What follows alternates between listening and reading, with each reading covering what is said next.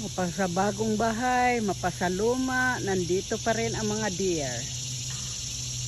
Oh, gustong kumain dito sa mga ano ko, sa mga tanim ko.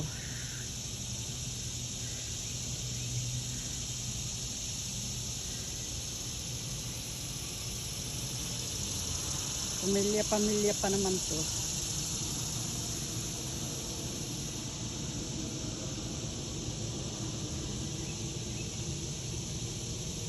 Ayaw rin matakot.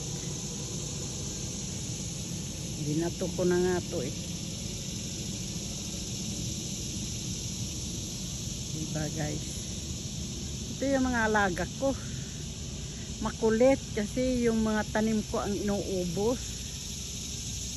Ang dami naman mga damo. Talagang masarap talaga mga tanim ko, no?